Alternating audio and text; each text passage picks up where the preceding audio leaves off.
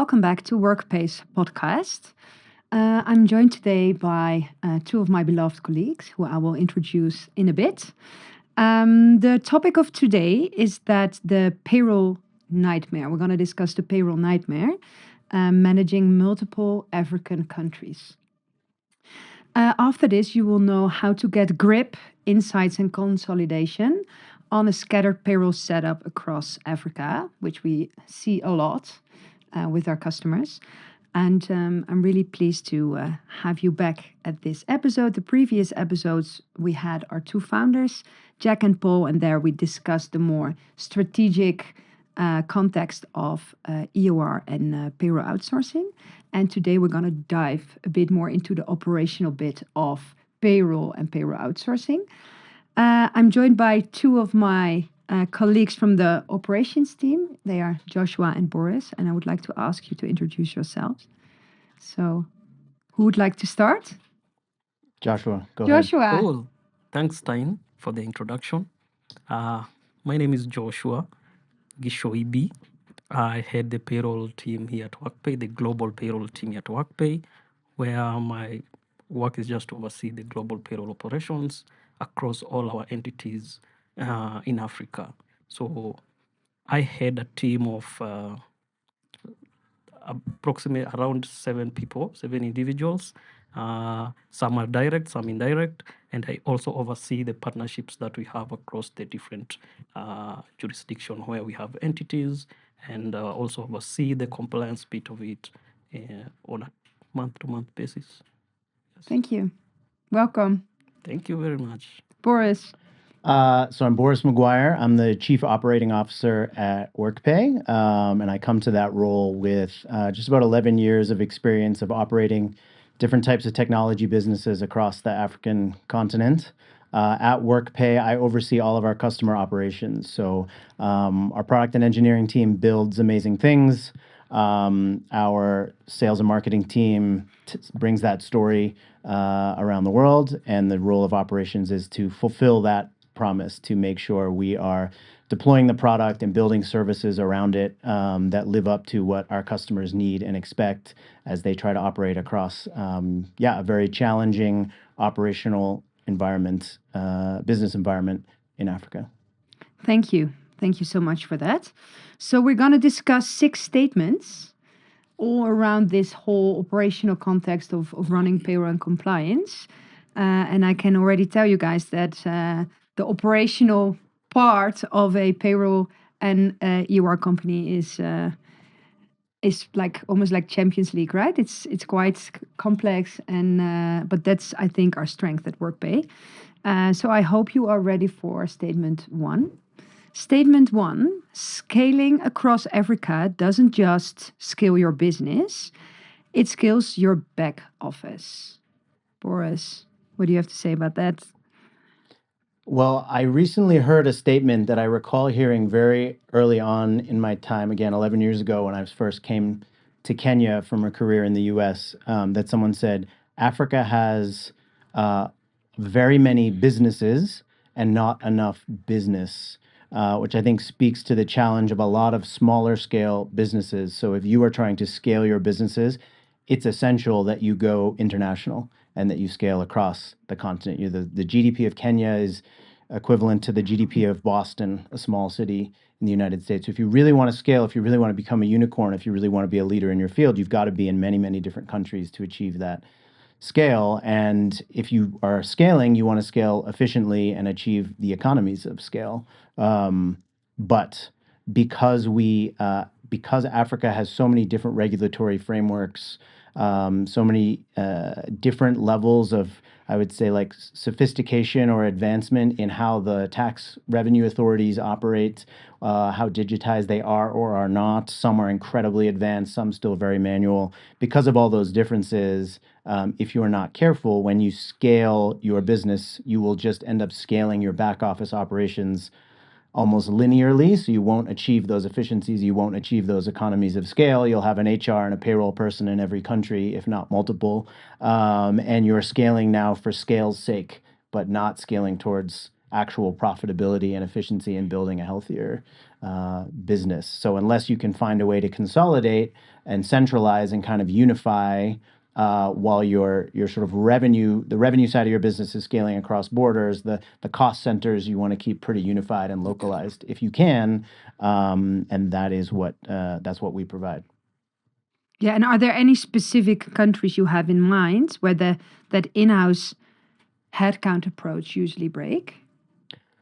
Specific countries or specific numbers of countries? You can choose. There's a wide range. There are countries where our tax filings are reported to us by handwritten pieces of paper that are scanned. Like which one? I can think of, I don't want to, throw shade at any particular country, but there are a couple West African countries where that's the case.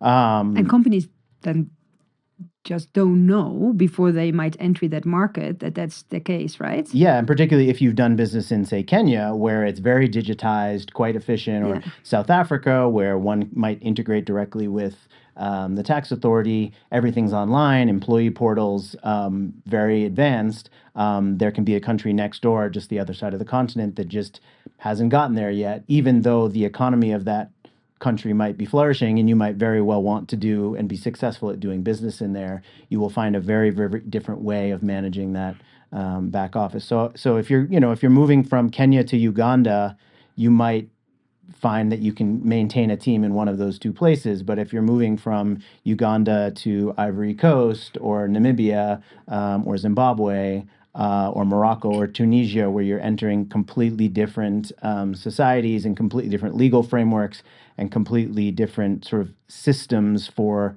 filing and paying and all these things, then if you're not careful, you're going to end up with as many payroll teams and as many legal and as many HR teams, and your costs will scale linearly with your revenue growth. And the compliance risks will also there's a million and one things it's that hard you to then oversee, miss. right? Yes. So I think we can conclude that Africa is not just one country.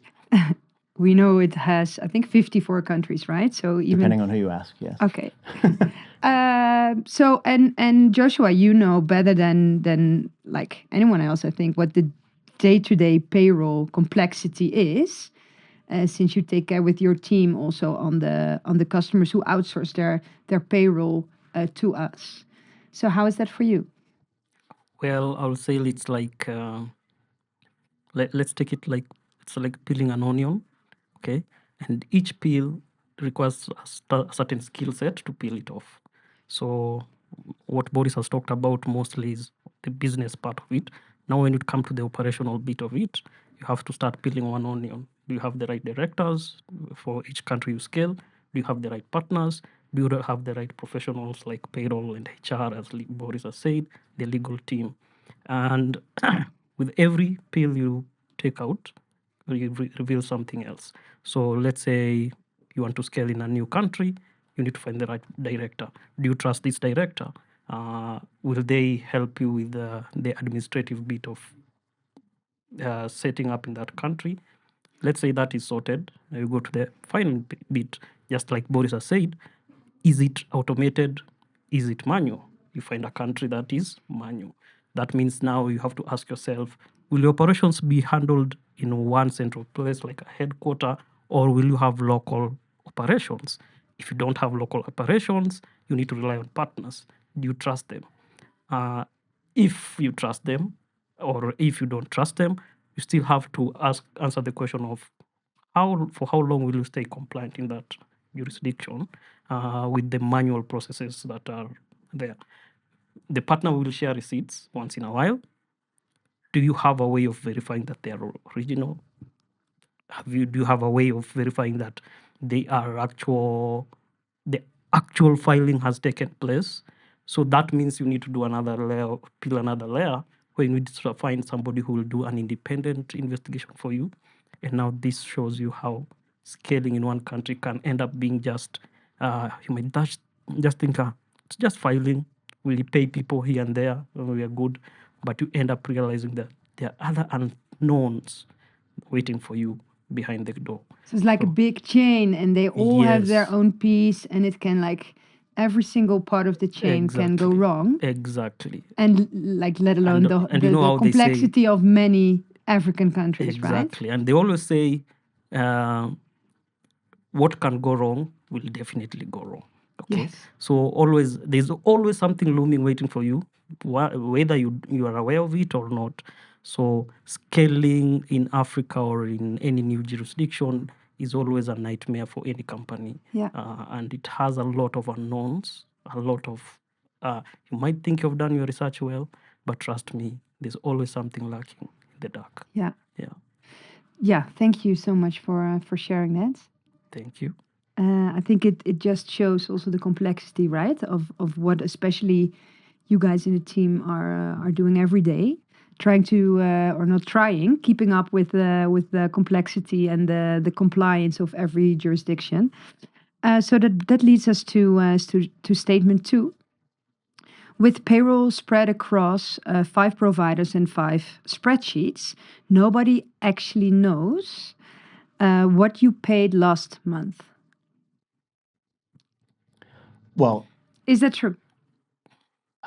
I would say in theory, if you have 5 spreadsheets, you take the sum of 5 numbers and that's what you've paid. But as Josh said, the question is not what, but if. So you have a number. This is what we are supposed to have paid. The question is really, have you in fact paid that much? And is that the right amount?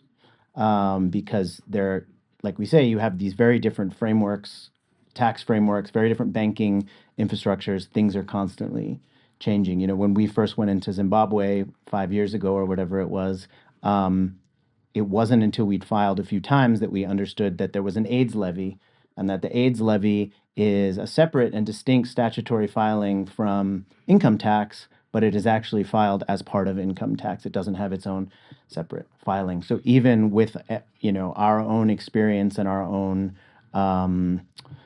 care with which we enter a company, you still don't know what you don't know. And as Josh says, what can go wrong will go wrong, and you will have to figure these things out. And only by virtue of building a very robust team and network of advisors within each particular country can you stay abreast of those things when they're so that you know that they're there and you know when they've changed. And as Josh said, it's a question of, okay, have we gotten the calculation right, and have we actually filed and paid? Because the other big challenge is payment infrastructure, banking infrastructure. So banking, even under the same brand, you can have the same brand of bank in Zimbabwe, in Kenya, but the two don't speak to each other, and they have completely separate digital networks and completely separate KYC processes and completely separate processes. And those processes for approving payments may be statutory, or they may be to the whims of that bank, and the bank can change at any time what they want their requirements to be. So yeah, to me, it's a question of, have you in fact paid that amount, and is that the right amount, not what is the sum that payroll was last month. It's sort of digging deeper and understanding the nitty-gritties. Yeah, and what I think it's really cool that in your teams, I think you build in checks and balances for the customer, right? To check whether that amount is correct per country, Yeah. based on the most recent rules and regulations and tax Yeah. Josh's team and our legal operations team are constantly iterating on. iterating and researching and making sure we're catching any changes, whether they're statutory or just sort of a change in convention. And we maintain a really, really robust network of accountants, consultants, lawyers, payroll experts in all of the 30 plus countries that we have direct entities in. And that's in addition to our own team on the ground, our local teams who are managing these things. There's a lot to stay abreast of. Yeah, I can imagine. So, Joshua, how's that for you? It's always messy. Yeah, because you might be aware of the cost of the payroll cost, but are you aware of the indirect cost when you're dealing with some fragmented payrolls, multiple payrolls? Do you have the visibility of how much time your team is spending just trying to reconcile to get the correct numbers? Do you have visibility of what it takes to actually ensure that you are compliant in those countries, having legal guys on the ground in For all countries. those 5 countries. Yeah, in some countries where, for example, English is not the national language, they speak French. Some contracts need to be translated and actually notarized. Do you keep track of such stuff? Because they come with a cost. So at the end of the day, you might think, yeah, you have visibility of the payroll cost, but that's not the entire cost. Okay. So there are other factors that you need to consider, and rarely will you put this into factors because it's not like the statutory where you know it's a certain percent. This one comes down the line during the operational processes. It's like an operational cost that you can't really plan for because you don't know when it will happen. You don't know how much it will cost you. So when you're dealing with the fragmented payrolls, especially across different jurisdictions where statutories are different, you're dealing with different partners, it's very easy for you to lose track of the actual cost. So and if they would then outsource the entire like payroll and compliance bit to, in this case, Workpay, would they then, can they like have a good night of sleep without any worries of not being Definitely. compliant or Definitely. paying too much or not enough and put their reputation and their compliance at risk? Definitely, because remember what we are offering you is an infrastructure. Like you just deal with one person, one-stop shop. Yeah. Where you don't now need to think of for all those countries, exactly, right? Exactly. You don't really need to care about the national language in that country. You don't really care how many statutories they have. You have come to us. We offer you all these things in one single business process, and you'll end up understanding the true cost because what we offer you is we tell you this is what it will cost you to set up to seek employment or have employees in that country, or we can show you upfront the entire process and you'll be comfortable and say, okay, now I already know what my true cost is, because other than that, there's no additional cost. Whatever we show you is what it will cost you. And we have already set up infrastructures to ensure that due to experience, for example, we already know what it will cost to have one employee in Morocco, whether we need to translate whatever contract in French or in any other language in any jurisdiction. So what we'll be offering you is the true cost of the payroll and the true needs, right? Of yes, yeah. yeah. No, And I we'll think have it's some- like you live and breathe payroll every day. So I think there are not like many more people to know more of payroll on this continent yes, than you and your team. So I think that's a true asset. exactly. And also it's also Africa is very unique in terms of, if you go to, let's say, Europe, you'll find like payroll is a full course. Somebody will just go to the university to study for it.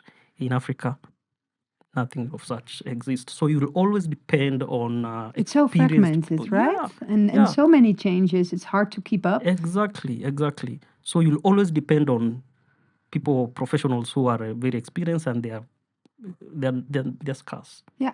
And when you get one, you'll have to pay for it. And if you decide not to go for it, you'll still pay with the errors. So you find down the line, you'll still have to pay for it at the end of the day. So it's a very unique environment. It's a very special environment, and anybody who's trading here needs to trade with caution and with a lot of some mentorship, and also somebody who is holding your hand, like Workpay, because we have been here for long. We have seen all, and we can help you maneuver the bushes till you. And just to add to that, to your point that like there's probably no one or no team as qualified as Josh is in Africa to run payroll across all these geographies. If you're using us as an outsourced payroll provider, our payroll as a service, or our employer of record, then you're getting that direct hands-on human expertise delivered to you by Josh and his team. But even if you are just using our software, they are the ones behind the scenes. I mean, they're sort of the puppet masters insofar as what is unique about our software is that the payroll engine is actually like a no-code payroll engine. So rather than relying on a back-end engineer who may or may not know anything about payroll to go and update and add the housing levy when it's introduced into Kenya, it's not in fact an engineer who does that. It's Josh and his team. So it's a team of payroll experts, payroll technicians, if you will, who are behind the scenes of the system, making sure that all of those statutory changes, all of Yeah. those regulatory changes, all of those banking changes are fed into the system so that you as a user, as Josh said, like you don't even necessarily need to know about it. When you run payroll next month, it will be there. It will be in the system for reflected. it. So it's Exactly. like the all these changes. So all your knowledge of you and the team, that's like reflected in Exactly. our platform, right? So Exactly. in the software. And the beauty of it is that you'll always have an update of what has changed, what is changing, the moment you log in onto our platform. It will Yeah. show you, okay, there's a new change in Botswana. At least it will inform you that should you see any change in your payroll, at least we have notified you why the change Yeah. upfront. So you'll always use our platform with confidence and actually comfort that there's nothing happening that is you are unaware of. Everything is verifiable. Everything is actually open, and you can question, you can ask, you can see all the changes that that are happening across Africa, and makes work easier for you instead of always investigating. Why? What happened last month? Or Okay, that's worries too like much. maybe we're Yeah. not up to date. Yeah. So thank you so much, Joshua, for explaining that. That leads us to statement 3, and that is every local provider is doing their job, and somehow you're still non-compliant. You just don't know it yet. We've seen many of those examples, right? Yeah, I think that's a huge risk. I mean, something that like Josh and I say a lot is that like this kind of work is it's not like a catastrophic explosion happens that sinks you. It's usually death by 1,000 cuts, or a million small leaks in the ship, if you will. And they add up. And they add up to something catastrophic ultimately, or something very costly, right? Penalties. So like I said, it's not necessarily like the number of what you've paid, but it's if you've got that number right, and if you've actually paid it, and if you've paid it to the right people, and has it reconciled, and does it reflect on the employee portal? Can the employees see? Because it's not just you as a business. I mean, you as a business have to worry about you as a business, but you also have employees who do depend on you to some degree for compliance, right? So if you have filed incorrectly, you have filed the taxes of your employees incorrectly. And they can feel it every month, right? Also that they... Well, they may not know until, they go to, let's say, apply for a loan and they need a tax compliance certificate and they can't get one. Or even if they go on to another employer and they need something like that. So employees can go months and months and months having no idea that they're not actually tax compliant because the fault is with the employer and they don't have visibility into it. And so those are the kind of small things that can add up, right? Like unhappy employees, active or former, tax penalties, having your bank account suspended, any number of things that can slow things down and create cost and create confusion and damage your brand to your customers. I think it's interesting perspective also that you, as a company, can not only be like non-compliant, but also your employees, right? Yeah, I mean the system in most of these places, the expectation is that the employer withholds, the employer files, and the employer pays these taxes on behalf of their employees. In different countries, some countries do a better job than others of keeping the employee up to date in real time and flagging any inconsistencies or anything that's not reconciling. Others, like I say, they just don't have visibility into it. There's a huge amount of trust that employees have to place in their employer. And even if you have the best of intentions, if you don't have the best of systems, then you can still be letting your employees down and costing them and costing you. Yeah. And it's maybe also that just not knowing, right? Yeah. Because it's so complex. Yeah, and one thing that we're doing doing more and more of these days, I would say, is more like employee education. particularly for global organizations that come and use us as their employer of record. They may, less so than a sort of native African company or organization. They may have even less understanding of how things work and even more concerns being new to the continent or being unfamiliar. And so I know Josh's team is doing a lot of work to like educate employees as well as employers on like, this is what you need to be registered for. When you see this on your payslip, this is what it means. This is what you are obligated to do down the road. If you're a consultant, for instance, you have your own filing and remittance obligations in addition to the employer, all that kind of stuff. We've, initially, I think we focused a lot on businesses and organizations, our clients who pay us, but we've realized that like a lot of the value can be delivered by engaging directly with the employees, and that's something that our clients really appreciate. Yeah, I can imagine. You also don't want to bring your employees in trouble, right? Exactly. So I guess you see that also every day, right? We see that a lot. The non-compliant, Yes. before they come in, being non-compliant without maybe them even knowing Yes, they're not compliant. and also due to the natural nature of business of growing. Let's say, I'll give you an example, 2 examples. Let's say in Benin. In Benin, once you're incorporated, you're given like a 1-year amnesty for a certain statutory contribution. And now you'll need somebody to track that for you. Because the moment you hit 1 year, chances are nobody will remember. And you'll continue doing your payroll just like you did the previous month, the previous year. And now you'll not be compliant because you've already hit 1 year anniversary. So you need to start contributing towards that contribution. Most companies miss that because you have to keep track. If you go to Tanzania, for example, you can't contribute to SDL if you have less than 10 employees. To what? Yeah, to SDL, Okay. the skills development level. If you have less than 10 employees. Yes. So what happens is you have to keep now track of how many employees do I have? Am I at 10? If yes, now you contribute. And we raise that flag. Yes. So that for means that we say, for hey, us, yeah. yes, you're good. Yes. You're good. Automatically, the moment you reach 10 employees, it will automatically calculate that for you. Yeah. But for most companies who are just doing it off on some funny Excels, chances are they'll miss that. Yeah. And you'll continue filing your statutory until the authority knocks on your door and asks, okay, why have you not been contributing to that? This and this is done just 2 countries, like let alone if you have That's just like 2. people across 17 countries. Yes. And also, just beyond the payroll taxes, there are other taxes like VAT, where in certain countries, once your revenue hits a certain amount, then you are supposed to register for VAT and start filing. Who will be keeping that track for you? See? So when you come to Workpay, what you get is advisory on top of all that. Yeah, that's Okay. important. It's not just very paying. important. Exactly. Like it's not like running payroll. Yes. It's way more than that. It's way more than just Yeah. payroll. Okay.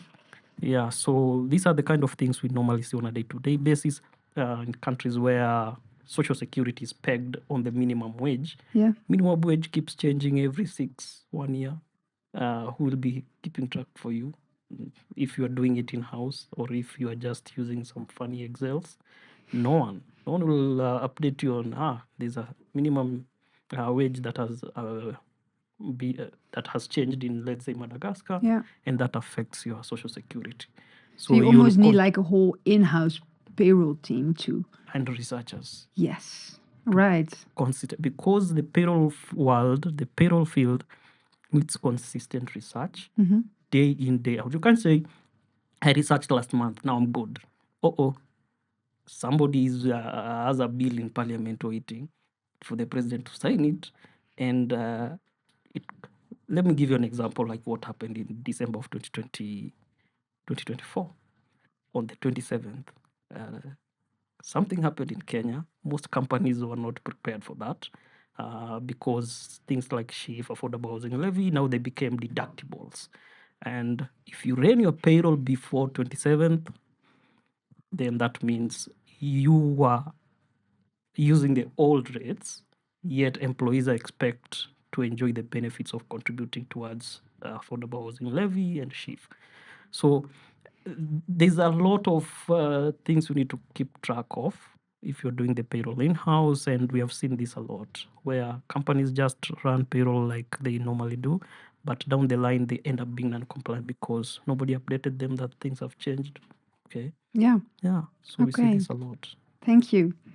Thanks for sharing those examples. It's valuable, I think, for the listeners at home. Yeah. It's time for statement 4. Are we ready? Yeah. Statement 4. One platform, one team, one source of truth. Decisions in one click and not in 1 week. Boris. Agree. Yeah? Okay, we're done. Yeah, I like to talk about it like a single point of, I think Josh said one-stop shop. Yeah, like a single point of, or a single source of truth. Yeah. And a single point of accountability, right? The more you distribute these things, you might think, oh, I'm getting lots of local expertise. But again, that risk of death by 1,000 cuts is magnified in that case. So if And you it have has to roll up somewhere, right? Exactly. And so we are your single source of truth. We are your single point of accountability when it comes to payroll and compliance. On the continent. Correct. For every country. For Africa. For Africa. Soon for the world. World domination. I think you could only agree, right? Yeah, I totally agree. There's nothing better than having a centralized place where everything that you need is in one place. The speed at which you operate increases almost exponentially because you're no longer, you don't waste time on reconciliation and keeping track of things that are happening across the world. You already have a platform that caters for you, and you're able to operate at very high speed with confidence, and also all your historical data is there. So should anybody audit you as a firm, you just need to give them access to whatever they need to audit. You have things that are verifiable, and all your data is verifiable. It's there. Everything is stamped, time stamped. You can see what changed, when it changed, why it changed. You can see who changed it. There are logs. So these are the kind of things that people take for granted, organizations take for granted, but actually they make you operate smoothly and focus on your core business rather than now you are here trying to deal with the authorities. You can't give them the data they need to audit you in a timely fashion. And as you know, when it's like procrastinating, if you're supposed to do something and you keep shifting the timelines, it ends up messing your head more than if I'll just dealt with it on the go. Yeah, so that's what we offer. It sounds like a dream, right? Yeah. I think it's consolidation over fragmentation, if we can Agree. sum it up, right? Yeah. So that sounds, I think, what when many companies actually need. Exactly. Thank you. That leads us to statement 5. The cheapest invoice is the most expensive setup. The savings are hiding the costs. So I think we're talking about like comparing like pricing for a payroll system. There are many out there, they price them differently. And I think the statement speaks to maybe the risk of comparing apples with oranges. So I guess the question I would ask when looking at an invoice is typically there's a sort of per employee per month fee for payroll or payroll and filing or whatever the services you're subscribing to are. But all of the stuff around that, I think, is really where the value is. And if you don't have that value provided by your system, then you're incurring that cost, right? So particularly at the beginning of taking on a payroll system, how is your migration being handled, right? So who is overseeing the movement of payroll data from one place to Workpay or whatever the new system is? And does the fee you're paying include the running of months of variance reports, for instance, to make sure that if you run a historical payroll and compare it to what you were doing before, you're getting the same outcome, so that you know you're continuing on the same kind of basis as your prior payroll. So those kind of like more kind of human hand-holding services, are you getting a dedicated account manager assigned to you to walk you through how this works, to train you on the system, to train your new employees on the system? If your HR or payroll person leaves and you have someone new, what is the cost of training? Is training included? What kind of knowledge resources are you being provided? Do you have someone's phone number so you can pick up the phone and call them and get that kind of support? Like, those are the things that are included in our costs. And if they are not included in another cost, then you are inevitably accepting that cost, spending that cost or more somewhere else, because you're going to be spinning your wheels trying to figure out how to solve these problems on your own. We like to give dedicated account management to all our clients, and we have a support team that is always available for live chat and phone calls to back you up, and we're there to support the migration and the variance and get you off on the right foot from the beginning. Yeah, I think it's a good one for the people who are listening to make sure that if they compare things, that it's indeed apples with apples. Yes. Right, and that it's more layered than they might think. Yeah. And it's indeed, it comes with training and with onboarding, with contracting, with the software bit, right? What's part of it and what's not. So Yeah. I think that's something I've said before, and this is not unique to like the payroll space, but I think any kind of like B2B software space, anywhere in the B2B software space, like the technology part is, I don't want to say easy, but it's relatively straightforward what you want the thing to do and what you want the experience to be. The human side, people are much more complex, right? So what is the actual like behavior? What fears and anxieties does your HR and payroll team have taking on this new thing? You can't code your way through fear and anxiety. You need a team of experts to kind of help you through that and give you the comfort you need to use the system and kind of optimize the value that it provides the business. So we try to we have an amazing technical team and we have amazing software products, but we have an equally amazing group of humans who are there to hold the hands of your humans and take you through it and make sure it actually works for you. Sounds good. Yeah, I think this statement speaks to that common phrase here in Kenya. I know somebody can do it cheaper. And it's What is the phrase? I know somebody who can do it Oh, cheaper. I know someone. So I use it a lot as well. yeah. So it's normally used to tell you that cheap is expensive. So from where I sit, there are different angles you can look at this scenario. So first is, let's say you're relying on a very cheap partner. Chances are this partner is cheap because they're just doing what you want. So you tell them terminate this person, they terminate. Tell them More reactive. At the X, I want X allowance to be accorded. Don't tax it. They will do it. Yeah. Because for them, you're giving them $5. I mean, so what happens is that the expensive bit comes haunting you. Do you have the proper offboarding processes? Because you need skilled people to do that, and also to walk you through. You need legal advice. You need HR professionals to sort the process for you.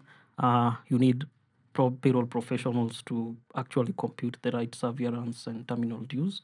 And this does not come cheap, and not necessarily cheap, but you actually need somebody who has the experience, who has done this multiple times, who has seen it all, to walk you through all this. So when you go for somebody cheap, chances are there's a good likelihood you're not doing the right thing. Yeah. And it will come to haunt you. The other thing is just understanding the operational bit of it. So a cheap vendor might take up a small chunk, and then you'll end up doing the biggest chunk of the workload. Let's say you want to be very compliant. A lot of the time you'll spend a lot of time chasing this person to either file, chasing this person to either share proof of filing, proof of payment. So it would then still be faster to do it yourself, right? Exactly. Yeah. And that also brings you back to the scaling part. Now you have to scale people, because you can't find one person to do all this. You need a team of people to do this for you.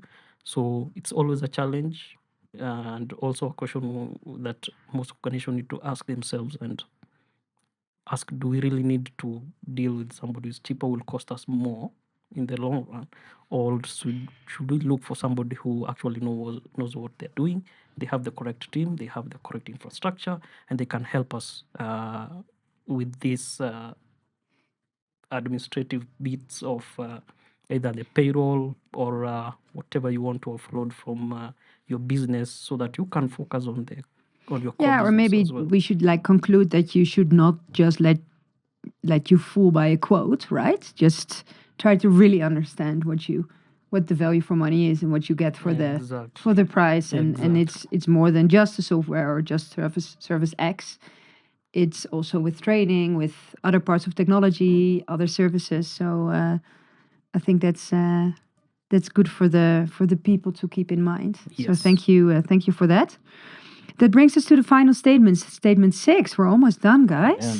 Yeah, I know. I hope it's a good one. Well, I think it's my favorite because I think it shows the emotions and the sensitivity that come with payroll. Statement 6 is outsourcing payroll isn't giving up control; it's getting control back. And what I like about this statement is that it can be quite scary, right? To give control of your payroll of your people to a external company. Yeah, I think there's a tendency to see outsourced payroll as like a black box that I'm losing line of sight into that source of truth. But I kind of see it as like hiring a driver for your car. You're not giving up the car. You're still in control. You can still direct where the car goes. You're just putting a professional in the driver's seat. It gives you more comfort. Yeah, to give you comfort, to give you safety, to give you efficiency, right? You can do more with your time in the car. You can take calls safely. You can have more productive conversations with your children, whatever. You can get more valuable use of that time by putting someone else in control. But if you need to understand what's happening, if you need to stop it, if you need to understand it, you have full visibility. And the Workpay system is amazing if people want to do self-service payroll, but if they want to outsource it to us, and by us, it's Josh's team that would be taking up your payroll. You have direct communication with them always. You are providing the inputs, and the value of the system is you have total visibility into everything that they do, all the reports, all the pay slips, just as much as you would if you were doing it yourself. Yeah. In-house. You just have some of the foremost payroll experts around doing it for you. Cool. And I think it's important to know that, like, once again, it's not just the payroll itself, but it's also the compliance and contracting of the people, even like devices or benefits, pension, medical insurance. It's way more than payroll itself. It's maybe even like can also be the whole employment bit, but that's also more an EOR discussion. But Yeah. I think also for payroll outsourcing, it's tax filing, right, statutory, and those kind of related topics that are also part of those services. If you're a business owner, a CEO or whatever, who's presumably you're not running the payroll yourself, one way or the other, so you're still giving it to someone else and trusting them to do it. And unfortunately, there can be a tendency, and this is not to throw any shade at the payroll profession, but in any employment scenario, there is a incentive. If you make a mistake and you have the capacity to hide that mistake from your employer, there's an incentive to do so. And unfortunately, sometimes that can happen, particularly if you have more junior folks.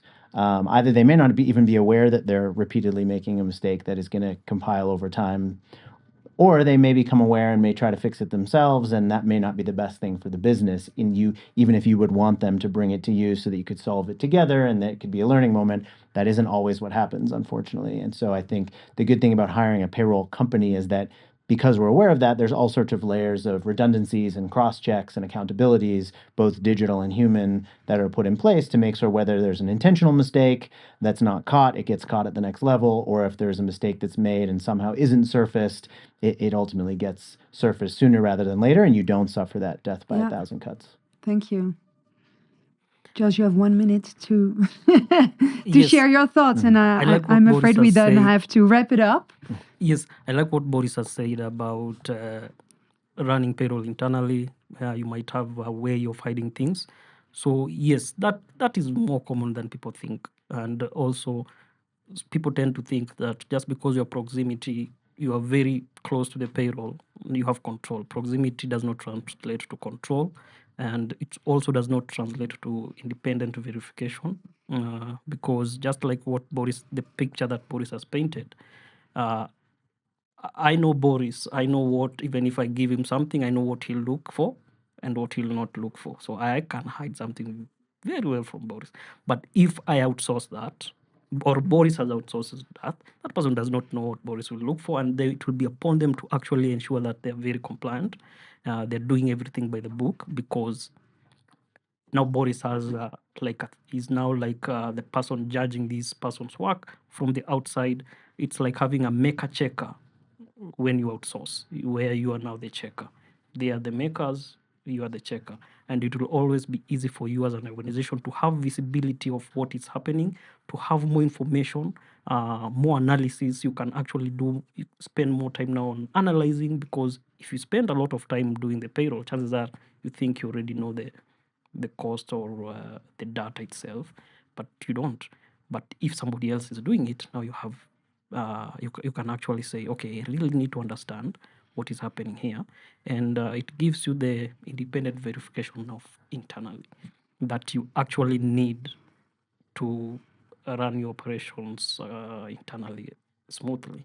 So that to me is what outsourcing means. It means now you have more time to verify independently your payroll processes, your operational processes, your operational data, historical data, and you can actually question what happened here, why is this change happening now, etc., from an independent point of view without being biased. Because Boris understands that if I'm good at what I do, chances are he'll relax when it comes to verifying data and all that, because he trusts Josh.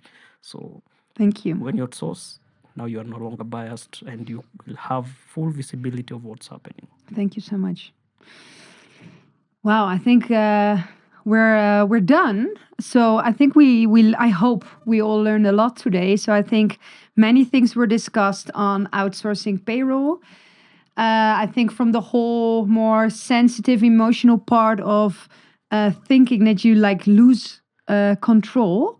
It's actually the opposite. I think we think you will gain control of the need to properly read through and think through what you actually get for the amount you pay. When it comes to payroll outsourcing, it's not just payroll, it also comes with compliance, it comes with a technology component, even with training, the complexity of all the other related services on managing employees across multiple countries when it comes to payroll. I think it was really helpful to discuss these topics. Thank you so much for listening today. If you want to know more about Workpay, payroll outsourcing, or if you need a more tailored advice on your situation with your company, please reach out to us.